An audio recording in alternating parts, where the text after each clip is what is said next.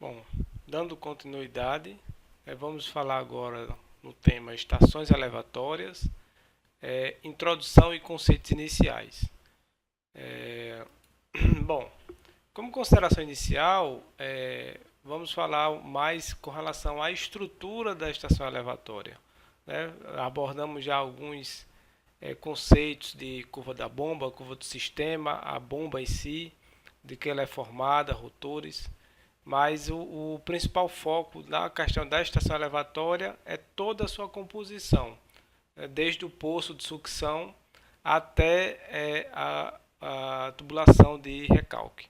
Então, a estação elevatória, na verdade, são estruturas, né, edificações, é o local, na verdade, onde vai ser abrigados os conjuntos motobomba. E ela também pode ser conhecida como casa de bombas ou sala das bombas. E quais são as questões que são indispensáveis para um ambiente onde você vai abrigar a questão desses equipamentos? É exatamente a questão da iluminação, né, ventilação, porque eles conseguem chegar a temperaturas elevadas, principalmente no motor, e também que ele tenha dimensões adequadas, até para facilitar a questão da manutenção. Então, tudo isso é importante na hora de você, tanto a parte de dimensionamento, como também analisar uma estrutura de uma estação elevatória. E nós vamos abordar alguns temas agora nos próximos slides, que é exatamente a questão do posto de sucção, peças especiais, que é exatamente a questão do uso de registros, né, a montante, a jusante da bomba, joelhos, qualquer tipo de acessório que venha a induzir uma perda de carga ali acentuada em algum trecho, tanto a montante como a jusante do conjunto motobomba, e que possa vir a prejudicar ou então alterar o ponto de operação desses conjuntos. A questão da canalização, tanto da parte de sucção como de recalque, o sistema de proteção, que nós vamos abordar um pouco com relação a isso aí, que é interessante, com o que é o transiente que é gerado principalmente numa falta de energia. A questão do sistema supervisório, que aí já vamos entrar um pouco na parte de como gerir ou como operacionalizar toda uma estação elevatória, a parte de automação e a parte de controle inteligente. Bom, esses são os temas que serão abordados daqui em diante.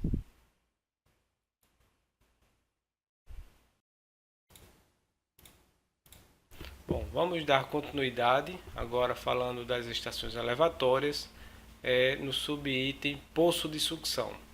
O poço de sucção ele tem a sua devida importância e geralmente não recebe a atenção devida. E os principais pontos de análise são exatamente a questão da entrada de ar e vórtices, as condições e diretrizes do fluxo e as dimensões. Então, o meu posto de sucção ele tem que estar de tal forma que quando ele receba a contribuição, né, a entrada de água no posto de sucção, ela tem que estar dentro de uma disposição em que ela não conduza o ar próximo da tomada ou da sucção das bombas. Outra questão é as diretrizes de fluxo. O fluxo da água dentro do posto de sucção ele tem que ser de tal forma que também não gere vórtices ou não crie condições de carrear também ar para o interior da tubulação de sucção. E as dimensões elas têm que ser dentro de, vamos dizer assim, dentro dos padrões que consiga um volume necessário para o abastecimento em função tanto da vazão dos conjuntos motobomba como da vazão de alimentação desse poço, de tal forma que a bomba consiga operacionalizar sem os próprios operadores consigam realizar a operação desse sistema sem a preocupação de falta de abastecimento desse poço e que pode realmente comprometer a operação dos conjuntos motor-bomba. Então, com relação à entrada de ar e vórtice, né? Que o ar realmente é o componente mais indesejável na operação de bombas. E quais são as possíveis causas, né, da entrada de ar? Então, a entrada de ar na tubulação de sucção pode ser através das peças e conexões, né, ou ainda pela inserção de ar. Essa peça de conexões, porque geralmente quando se coloca, vamos supor, se colocar um registro na tubulação de sucção, e esse registro está lá por questões talvez de manutenção da bomba, pode acontecer desse registro ele permitir a entrada de ar por algum dos pontos ali de conexão do registro ou ainda de outras peças que não foram bem fixadas ou acomodadas à tubulação de sucção. E a questão da inserção de ar é exatamente quando eu tenho a alimentação do meu poço de sucção, às vezes contribuindo de tal forma que possa carrear parte do ar próximo aos pontos de tomada das bombas. A questão da formação de vórtice pode ocorrer exatamente quando a tubulação de sucção fica próxima à lâmina d'água. Então existe uma norma que já delimita essa distância mínima em função do diâmetro, exatamente para não ocorrer esse risco. A velocidade do escoamento, se for elevada, e a questão da distribuição do fluxo ineficiente. Se eu tenho um fluxo ineficiente dentro do próprio poço, isso pode fazer realmente que crie alguns vórtices e que pode comprometer a operação das bombas. Né? Então, quais são com relação às condições e diretrizes do fluxo? Né? Então, deve-se evitar o escoamento irregular, turbilhões, linhas de corrente com mudanças bruscas e a questão da rotação da água. Então, isso são os elementos essenciais para que não se tenha a questão da perturbação do fluxo da água. E com relação à norma, né, ela é bastante clara em que ela estabelece aí uma distância entre o nível da água e o ponto de captação das bombas. Ela tem que estar imersa 2,5 vezes o diâmetro, né, da tubulação, e com algumas distâncias aí também do fundo de 1 a 1,5 vezes o diâmetro, né, e também uma distância aqui da parte lateral. Então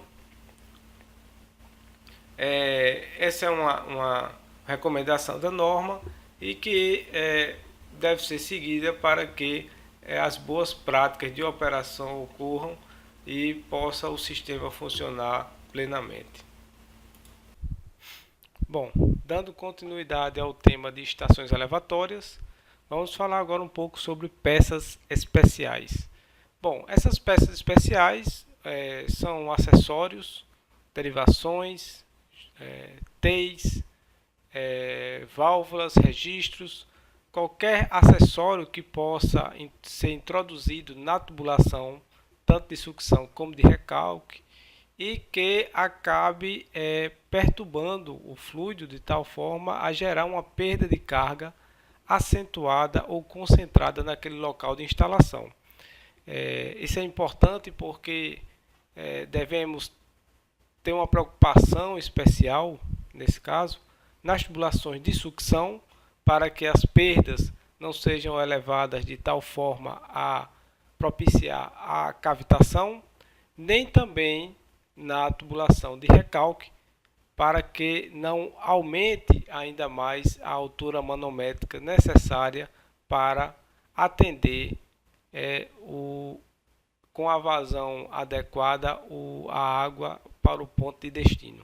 Então, esse tema é bastante interessante, bastante importante, porque com base nele exatamente que possamos avaliar a ineficiência, vamos dizer assim, hidráulica de algumas elevatórias, principalmente no barrilete de sucção e de recalque.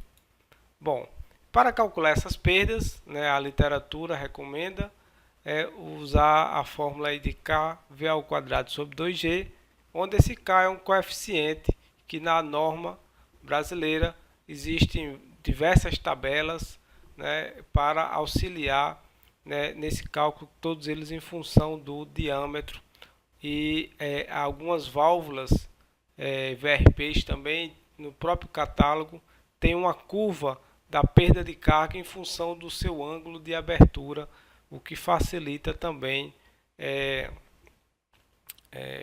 esse cálculo quando você tem esse acessório instalado na sua tubulação.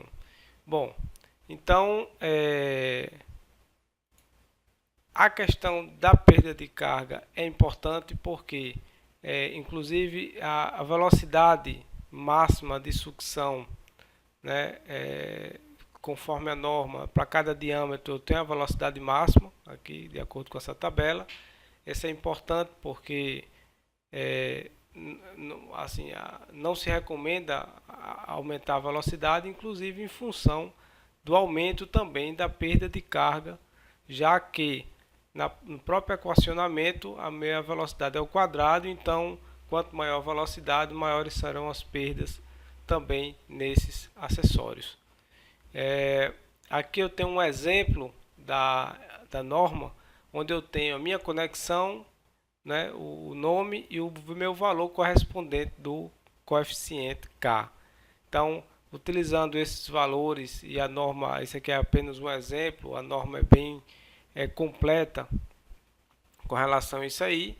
Você pode, a princípio, calcular a perda naquele trecho, como também você pode fazer uma medição aí de pressão para poder avaliar com a equação de Bernoulli também a perda também de forma global, o como se está perdendo no todo o trecho, como nós mostramos na questão da curva da bomba e do sistema e a avaliação da tubulação de recalque nas apresentações anteriores. Então, com relação às peças hidráulicas, o que é que fica importante dentro do tema de estações elevatórias? É verificar o número de acessórios, o número de componentes instalados na tubulação, se realmente está eficiente, se não está gerando também uma perda de carga acentuada, verificar o posicionamento correto dos registros, se eles estão lá funcionando estrangulado, ou se possuem vazamentos no seu interior que estejam admitindo ar na sua constituição, ou ainda estejam com vazamentos mesmo, com fuga, né, de água, né, nas suas juntas. Então toda essa questão é importante para poder avaliar a estrutura em si da extração elevatória. Bom, dando continuidade ao tema de estações elevatórias, vamos falar agora um pouco sobre os conjuntos motor-bomba. Bom, o conjunto motor-bomba, né, é a peça, vamos dizer assim, principal de uma estação elevatória, pois ela tem exatamente a função de introduzir energia ao fluido para atingir ou ser conduzido para pontos mais distantes ou pontos elevados. Então, a estação elevatória deve abrigar esses conjuntos motor-bomba, né, de forma que facilite sua operação e manutenção.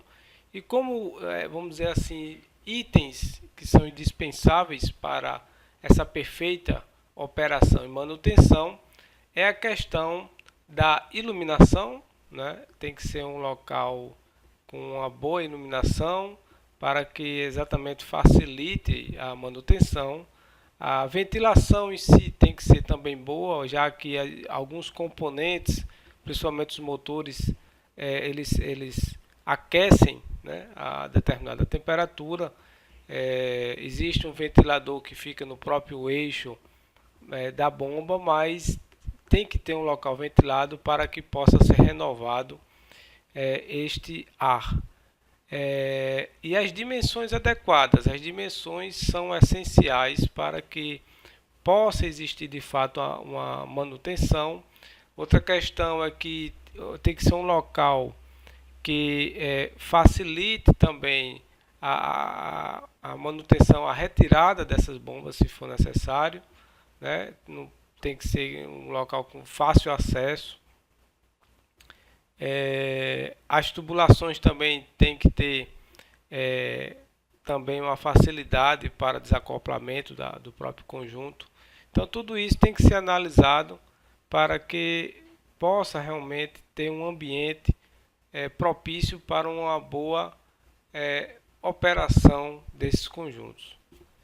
Bom, então eu tenho aqui algumas fotos que foram tiradas por mim na própria feira da ABS e que mostra exatamente no meu lado esquerdo eu tenho uma bomba que ela tem o eixo aí horizontal. Eu tenho ali tem a parte aberta e que dá para ver tranquilamente o rotor na parte interior, né? Essas bombas geralmente são utilizadas para altas vazões e baixas alturas manométricas. E eu tenho do meu lado direito aqui uma da Inbil, que também tem a mesma característica. São modelos de bombas, vale a pena observar a base da bomba. Ela tem que ter uma base boa, já que ela vai ter uma operação aí com um eixo girante.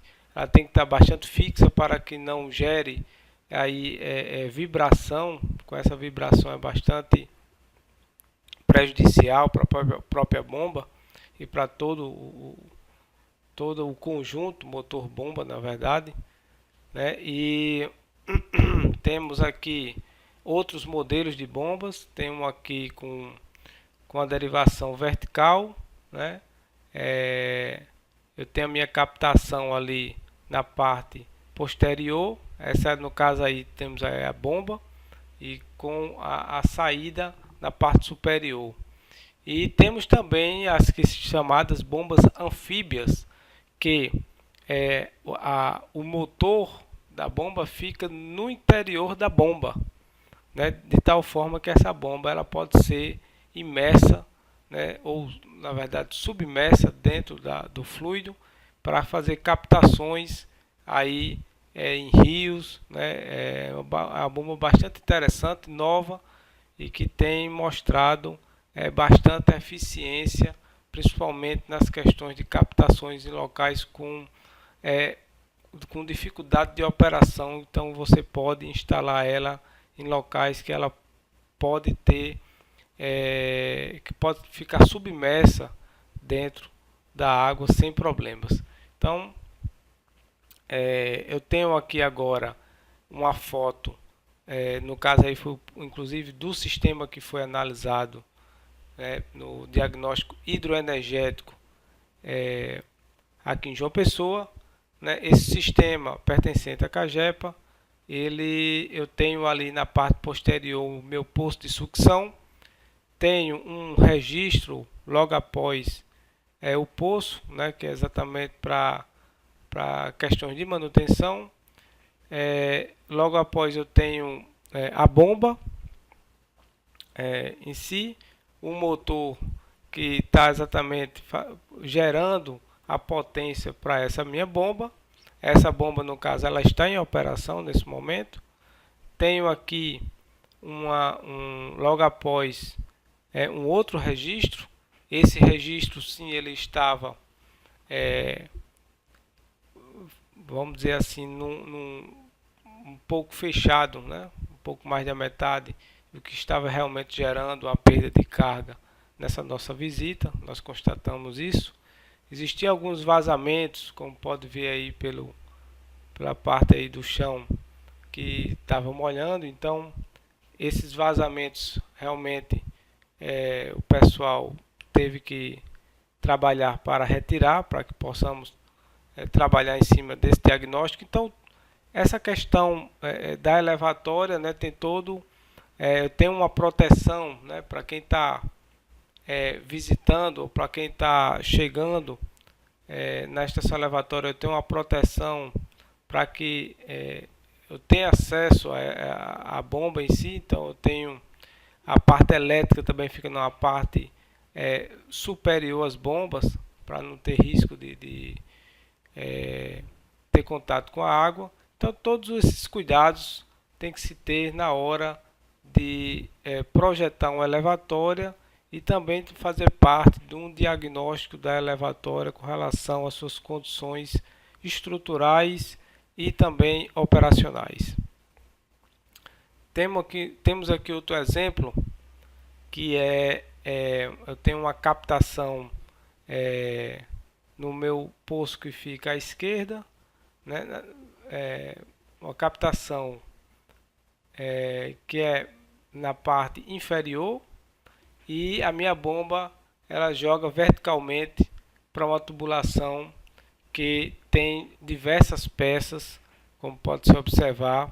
Essa bomba ela tem a função de bombear para um reservatório elevado, né? Então a minha baixa altura manométrica e uma vazão alta. Essa questão é importante porque nós temos ali diversas peças na tubulação de recalque, e que realmente induz umas perdas de carga elevada no recalque. Então temos uma boa base para a bomba, né? Pode-se observar esse gradeamento que caso haja um vazamento, tem para onde a água ser canalizada. Então todo esse cuidado, um local arejado, um local iluminado, tudo isso tem que ser observado dentro da estação elevatória. Aqui nós temos outro exemplo, né? Temos as bombas também em um local propício, né? Na parte inferior, né? As tubulações ali de sucção do reservatório que está na parte anterior. Temos registros que controlam essa conexão com o reservatório, né? Logo após temos as bombas, que no mesmo caso as saídas das bombas estão na parte superior, e que estão com alguns acessórios para conduzi-la para a parte inferior. Temos registros também na tubulação de recalque, na parte inferior. Logo após tem o gradeamento, para que facilite a passagem de operadores, né, para realizar a manutenção. Então tudo isso, né, temos ali também uma corrente, né, para poder exatamente retirar essas bombas. É importante ter esse acessório, pois uma bomba dessa realmente ela é pesada, e tem que ter um trilho desse na parte superior para poder erguer essa bomba mais facilmente, né, com um conjunto de polias. E é importante ter toda essa estrutura para poder fazer tanto a manutenção como a operação de forma adequada. Bom, esses são alguns exemplos da instalação de bombas, né, em estações elevatórias. É importante a gente observar todos esses itens, tanto da parte estrutural, a parte de instalação em si dela, porque acaba repercutindo na operação ou na atuação do operador em si, né, como ele está realizando a sua operação, e também como está sendo realizada a manutenção. Todos esses fatores são essenciais para realizar um diagnóstico correto de cada estação elevatória. Bom, antes de começar a falar um pouco sobre o sistema de proteção de estações elevatórias, gostaria de mostrar um vídeo mostrando um pouco mais sobre esse fenômeno, principalmente quando há a interrupção de energia, né, dos conjuntos motor-bomba de uma elevatória. Então nós temos aqui um exemplo, né, eu vou mostrar aqui. Então eu tenho um sistema em operação, falta energia no conjunto motor-bomba. O que é que acontece? Ela para de induzir a água, mas acaba criando um vácuo, né, após a passagem da água. Que esse vácuo acaba puxando toda a coluna d'água de volta, né, criando a sobrepressão. Então nós temos a princípio a subpressão desse fenômeno e depois uma sobrepressão. Bom, uma boa solução, né, obviamente dependendo de cada caso, é instalar uma ventosa de tríplice ação com admissão de ar. Então, no ato de criar o vácuo, né, ela vai admitir o ar e quando o fluido retornar, vai expulsar o ar também pela mesma ventosa. Essa é mais uma questão só para falar sobre esse efeito de quais são as proteções que devem ter uma estação elevatória para que nesses casos especiais possam existir artifícios que protejam todos os acessórios, né, dos transientes hidráulicos que possam ocorrer. Bom, então nesse contexto vamos falar agora sobre os sistemas de proteção aplicados a estações elevatórias. Bom, então como consideração inicial podemos falar que a análise dos transitórios é um sistema hidráulico, requer estudar quais dos potenciais acontecimentos geram realmente sobrepressão e subpressão, e quais são os eventos ou circunstâncias que originam os fenômenos transitórios nas instalações hidráulicas. Eles podem ser, né? Que eventos são esses? Podem ser manobras inadequadas sobre as válvulas de regulação do sistema. Essas manobras devem ser adequadas para evitar a geração de sobrepressões que podem danificar a instalação. Então, quando você vai fechar uma válvula, essa válvula ela tem que fechar, não pode ser fechada assim muito rápida, né? Ela tem que fechar aos poucos, exatamente para que não gere ou não crie grandes transitórios que possam danificar. Partidas do sistema de bombeamento. Essas partidas também geram um transiente, elas geram grandes transientes, mas obviamente que existem artifícios para melhorar essas partidas usando soft start ou inversores de frequência para que as bombas comecem lentamente e assim elas possam ir mais devagar e atingir seu nível operacional sem gerar picos de pressão e também minimizar a corrente de partida. Então, a parada também acidental dos grupos de bombeamento por falta de energia é outro fator que foi mostrado no vídeo antes dessa apresentação. Então, essas são as questões que realmente geram transientes na operação de estações elevatórias e quais são os mecanismos existentes para o controle dessas subpressões em estações elevatórias. Bom, podemos citar a instalação de volantes de inércia, que exatamente são, vamos dizer assim, artifícios que são instalados no eixo das bombas para que elas fiquem tenham uma maior inércia, né? Então, com a interrupção da energia, elas continuam girando e vão lentamente parando, né? Isso aí é um artifício para que elas não parem assim repentinamente, criando exatamente o efeito que nós vimos no vídeo de parada instantânea, né, de bombeamento e subpressão a jusante de sua instalação.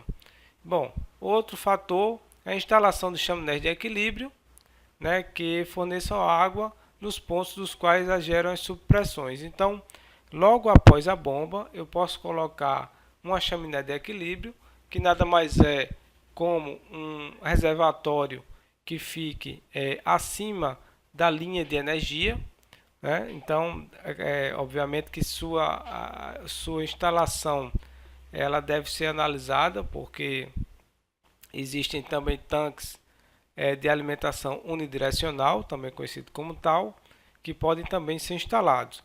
O que acontece é que no ato da subpressão, ela tem água, né, no seu interior e acaba que injetando naquele espaço, né, da subpressão para que não ocorra a pressão abaixo da pressão atmosférica, né? Então evita as subpressões. Outra questão que pode ser também utilizado, principalmente logo após os conjuntos motobomba, é um bypass entre o reservatório de sucção e a impulsão do sistema de bombeamento, para gerar uma entrada de água que garanta a jusante da bomba não se produzir subpressões consideráveis. Então é outro artifício que pode ser utilizado para minimizar a questão da subpressão a jusante dos conjuntos motobomba.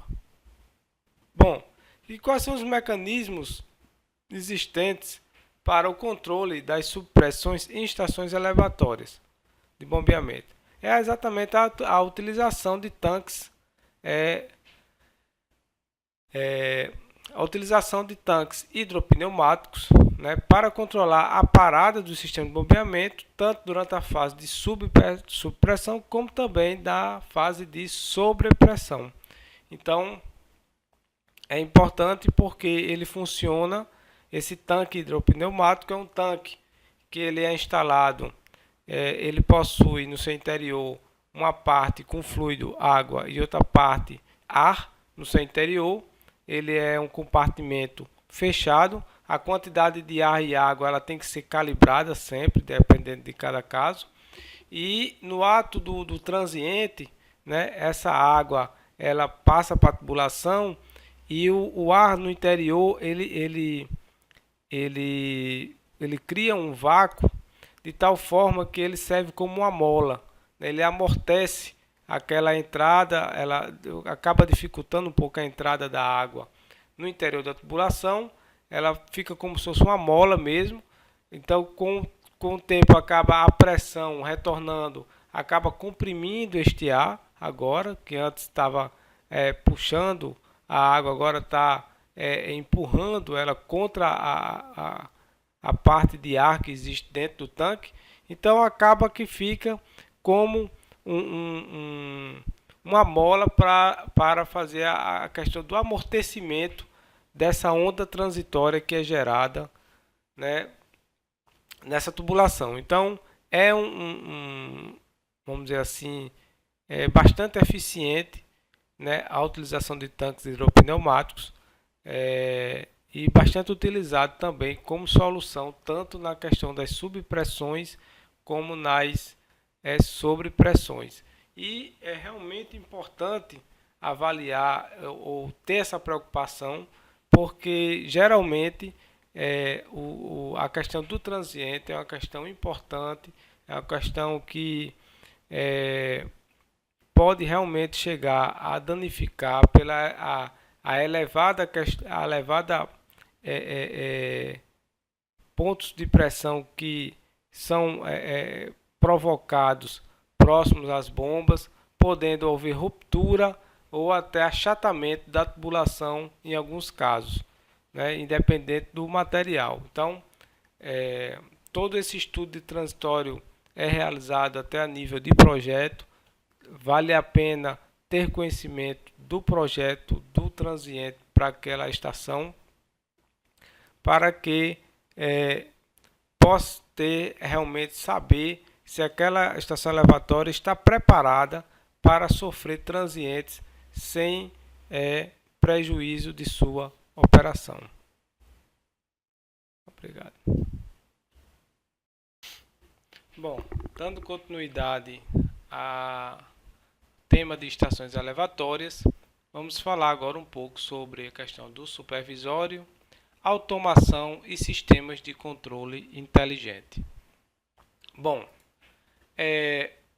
para que se possa ter um sistema supervisório, primeiro é necessário medir, ter um sistema de medição. Supervisório é supervisionar, é verificar as condições hidráulicas, elétricas e mecânicas do sistema que está sendo monitorado. Então, nesse ato de supervisionar, eu tenho que ter um sistema de medição, né? Eu tenho que ter um sistema de controle localizado, né? Para poder exatamente acionar as bombas, acionar as válvulas, utilizando inclusive monitoramento à distância. Então, como é que eu posso classificar o meu sistema supervisório? Meu sistema supervisório ele entraria com os dois primeiros tópicos, seria o sistema de medição, né? Ou seja, eu tenho um monitoramento das leituras de pressões e vazões do meu sistema, e eu tenho também um sistema de controle localizado, que seria o acionamento das bombas, válvulas e assim por diante. E o sistema de supervisão em si, que seria um painel com um visor ilustrativo com os componentes, onde eu teria interação de acioná-los, fechar, abrir um registro, uma válvula, e ter as características monitoradas no modo geral, mas sempre com a atuação do operador. Então eu posso ter um sistema de automação e controle, que aí já era um delta a mais nesses sistemas, porque o sistema de automação e controle ele iria possibilitar o acionamento da bomba sob alguns critérios, por exemplo, com o controle de pressão, né? E isso é importante porque, principalmente quando você está trabalhando com válvulas reguladoras de pressão, você consegue definir uma pressão, ou como o pessoal também chama, um set point de pressão na entrada daquele setor, e a válvula ela fica programada para manter aquela pressão independente da sua pressão a montante. Então, esse sistema de automação ainda existe a intervenção do operador, mas existe um controle pontual em alguns locais, né, dependendo do sistema, em que você consegue controlar a pressão ou controlar a vazão, no caso, de alguns sistemas. E isso é interessante porque ao controlar, no caso, a pressão, você reduz também o volume dos vazamentos, né, e do consumo que é induzido também em função de elevadas pressões da rede. Esse, vamos dizer assim, é um delta a mais no sistema de supervisão. E existem pesquisas mais recentes que estão trabalhando no tema de sistemas de automação e controle inteligente. O que seria isso? Eu teria as mesmas funções no sistema de automação e controle, mas o próprio sistema ele iria escolher,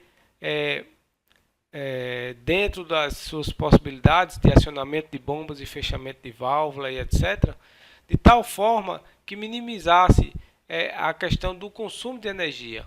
Então, esse aí seria um delta a mais no que existe de tecnologia no mercado para a operação desses sistemas, visando a eficiência energética máxima de operação.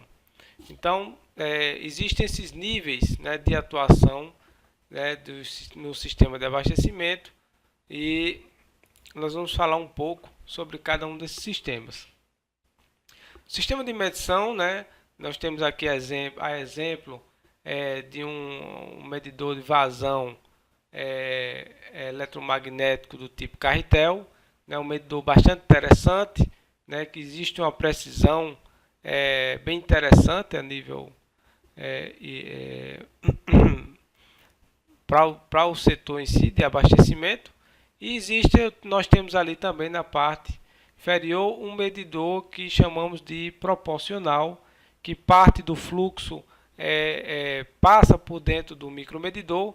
Aí a sua precisão já é um pouco complicada, né, em função, dependendo do ponto de instalação, principalmente se existir variações de vazão nesse local, porque geralmente esse medidor ele é calibrado para um ponto de operação e mudando essa vazão muda totalmente seu comportamento.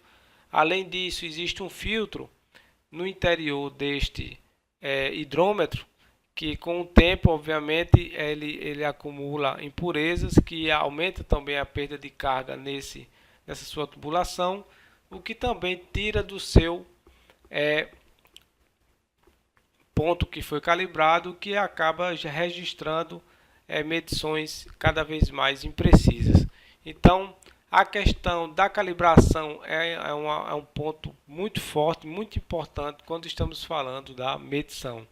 E a questão da confiança dos dados, né? Você tem que fazer uma análise dos dados, verificar se existe algum erro sistemático ou um erro aleatório. Né? Um erro sistemático é possível você corrigir até de forma após a coleta de forma matemática, né, colocando obviamente dentro de um ponto aceitável. E existe o erro aleatório que realmente aí nesse caso o equipamento tem que ser revisto ou tem que ser arrumado, dependendo de cada caso é um caso. E aí tem a questão do ajuste. Manutenções periódicas, né, tem que existir. A questão da instalação, o ponto de instalação é importante, né, no caso do medidor eletromagnético ele tem que realmente sempre trabalhar em seção cheia, então tem que ser em pontos baixos da tubulação onde sempre existe seção cheia. Com relação a aterramento, também é outro fator importante.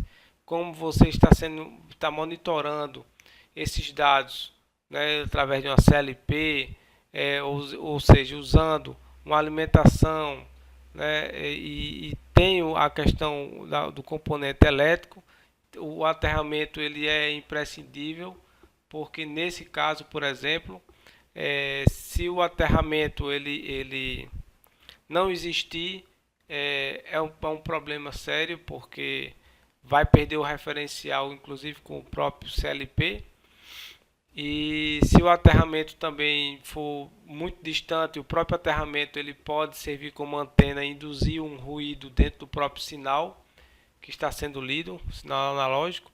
Então o aterramento ele tem que ser verificado, tem que ser próximo ao equipamento e tem que ser, realmente minimizar a questão do erro ou do ruído que é gerado dentro do próprio sinal. E para isso, para que se possa calibrar, você pode usar alguns equipamentos. Mostramos aqui no caso do lado esquerdo uma placa de aquisição de dados, né, que está realizando a calibração de um transdutor de pressão numa balança de peso morto. Essa balança ela calibra, né, o transdutor em função dos pesos que são colocados na parte posterior da balança, o que são pesos padrões, e calibra esse transdutor. Então é importante conhecer cada um dos equipamentos, calibrar, testar antes de sua instalação, para que ao realmente operacionalizar com eles instalados, eles funcionem perfeitamente bem. Bom, outra questão, né, de um sistema de controle localizado, né, temos aí o exemplo, né, de duas válvulas redutoras de pressão. Geralmente quando são instaladas em alguns pontos da rede, às vezes até em locais remotos, elas têm a função de realizar o controle da pressão naquele local. E O acionamento e a operação de boosters também para atender regiões específicas, elas também passam por um sistema de controle localizado, tendo em vista que o booster ele só pode funcionar se existir realmente água no interior da tubulação. Então ele tem que existir alguns critérios de operação para que ele possa sempre trabalhar sem prejuízo de operação. Então são dois sistemas de controle localizado, né, que estamos dando como exemplo e que fazem parte, né, do sistema de controle. Bom, com relação ao sistema supervisório, né, ele é um sistema que vai envolver a questão da visualização dos parâmetros hidráulicos e elétricos. Então eu tenho aí o monitoramento da minha pressão, vazão, posição das válvulas, né, que nós temos no sistema, níveis de reservatório, a corrente, que é a corrente, tensão e potência, né, das bombas, né, da minha estação elevatória, abertura ou fechamento de válvulas. É possível fazer isso aí através do sistema supervisório. É possível também, através do sistema supervisório, fazer o acionamento de bombas e boosters. E também é possível que todos esses casos tenha sempre uma intervenção permanente do operador. Ou seja, o sistema supervisório ele só funciona, ele só realmente trabalha com a atuação permanentemente do operador dentro das suas configurações. E por quê? Porque ele vai analisar o nível do reservatório, vai analisar a minha pressão, então ele vai diminuir no meu sistema a pressão em alguns pontos, vai acionar a bomba, vai diminuir a rotação da bomba, fechar alguma válvula. Então tudo isso é de acordo com o conhecimento e com a experiência do operador. Isso é importante. Então o sistema de automação e controle ele vai proporcionar um pouco além desse monitoramento que o sistema supervisório fornece, ele ainda vai conseguir realizar o controle de pressão, o controle de vazão para alguns reservatórios. Então eu posso de repente programar para que às 6 horas da tarde, por exemplo, o meu reservatório ele esteja praticamente cheio, para que eu possa desligar as minhas bombas no horário de pico. Então, partindo daí, programando o meu sistema para isso, no ponto, no horário de pico, eu posso reduzir o meu consumo de energia, né? O controle operacional para minimização do consumo de energia, exatamente, né? E aí necessita conhecer o sistema. O controle no tratamento da água, né? Eu posso, dependendo da vazão, programar a quantidade de químicos necessários para ser injetados na água, né? Além de todo o processo de tratamento da água. O sistema de segurança também, a ruptura de tubulação, temperatura dos motores, vibração das bombas, tudo isso pode ser agregado a um sistema de automação e controle, né, de forma que esse sistema lhe dá uma confiança a mais de operação, mas ainda neste caso existe a intervenção do operador, mas os componentes em si eles podem ser programados para o controle devido a algumas variáveis como pressão, vazão e etc. Então, analisando essa questão, nós vamos observar aqui uma ETA, por exemplo, que ela está fornecendo água para 2 zonas de abastecimento. Esse é um caso, vamos dizer assim, genérico, mas que é interessante a gente observar como um sistema de controle pode atuar para minimizar custos energéticos e de operação quando estamos abastecendo zonas distintas, né? E isso aí é importante porque é uma coisa que geralmente ocorre muito e que na prática muitos adotam um sistema de impulsão na origem com a energia necessária a abastecer todo o sistema. E nem sempre é o ideal, ou energeticamente, vamos dizer assim, o mais eficiente. Né? Existem outras alternativas e é isso que nós vamos abordar aqui com esse pequeno estudo de caso. Então, nós temos aqui uma bomba na origem, né? Ela tem uma determinada altura manométrica para poder atender as duas zonas aí, zonas de pressão, tanto uma na zona alta como na zona baixa. O que ocorre, né, nesse caso? Eu consigo atender a minha zona mais distante, né, com a pressão mínima, né, de projeto. Em compensação, a minha zona baixa ela acaba tendo um excesso de pressão. Então, neste caso, para resolver este problema, posso instalar tranquilamente uma válvula redutora de pressão na entrada desta zona baixa. Com isto, né, com essa alteração, o que vai acontecer? Eu consigo controlar a minha pressão na zona baixa e consigo também atender todo o meu sistema. Qual é a questão disso aí? A questão é que com a instalação da VRP, eu vou reduzir o volume de vazamentos, né? Vou reduzir um pouco da vazão que era aduzida para a zona baixa, e com isto eu vou puxar um pouco do meu ponto de operação da minha bomba para a esquerda, aumentando um pouco minha altura manométrica. Bom, além disso, né, a minha linha piezométrica vai até ficar um pouco acima do que existia antes, como pode ser visto no desenho, e ela vai atender a zona baixa, inclusive com folga, né, com um pouco de excesso de pressão, que poderia até fazer uma expansão da zona alta, que não teria problema algum. Bom, diante disto, temos ainda um problema a ser resolvido. Essa grande altura manométrica, né, que eu tenho na minha origem para atender uma zona tão distante.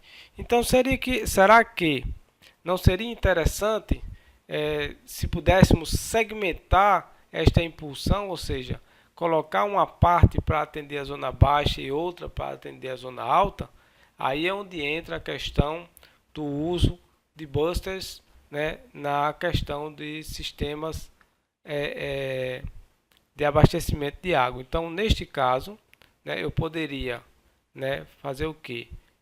Ao invés de instalar uma bomba com a grande potência na origem, eu instalaria uma bomba suficiente para atender com pressões adequadas à zona baixa, né, e na derivação para a zona alta instalar um buster. Esse buster ele iria acrescentar energia necessária para atender minha zona alta com pressão mínima de projeto. Então, com isto, eu iria minimizar os custos operacionais e energéticos, né? E, sem dúvida, ela ficaria bem mais eficiente, né, neste sentido. Aí pergunta-se, e a minha VRP, será que eu deveria retirar da zona baixa? Bom, neste caso, né, se eu retirasse a minha VRP e instalasse apenas o buster, né, eu teria no período noturno, né, o excesso de pressão, né, nessa zona baixa, mas não seria tanto quanto realmente, né, precisasse da sua instalação. Né? Aí, nesse caso, obviamente que teria que ser analisado, cada caso é um caso, cada sistema é um sistema, mas a ação da VRP é importante porque ela iria preservar sempre aquela pressão de operação na entrada daquele setor. Então, esse é um exemplo, né, de como você pode melhorar a gestão, né, de elevatórias, principalmente no abastecimento de sistema de abastecimento de água. Então, diante desse contexto, a escolha, né, na hora de você escolher entre acionar a bomba, acionar o booster, acionar a válvula, dependendo no período noturno, possivelmente aquela bomba poderia estar bombeando também para a zona alta e o booster funcionaria apenas durante o dia, na máxima demanda. Então fica muito complexo às vezes para o operador tomar essa decisão. É aí onde entra a questão do sistema de automação e controle inteligente. Então são algoritmos que, acionando o sistema, eles iriam averiguar a questão do consumo de energia, principalmente do índice que é o consumo específico de energia, que é o CE, que é a potência que é utilizada por metro cúbico bombeado, iria verificar se essa variável, se ela está realmente dentro dos padrões ou até em valores elevados e tentar minimizar ainda mais esse indicador. Esse indicador, que é o CE, ele é muito utilizado no saneamento, no modo geral, para avaliar a eficiência de sistemas elevatórios de conjuntos motor-bomba. Então, minimizando esse indicador, você está eficientizando aquele sistema. Então, para realizar essa minimização, né, existem várias variáveis dentro do processo, não é tão simples. Então, existem estudos mais recentes que utilizam redes neurais, lógica fuzzy, algoritmo genético, controle adaptativo e entre outros sistemas lineares para tentar minimizar esta variável e aí criar um sistema de automação e controle inteligente sem a intervenção do operador, né, e que possibilite cada vez mais sistemas mais robustos e mais eficientes na hora de proporcionar o abastecimento de água para diversas zonas ou para locais com variação de demanda. Obrigado.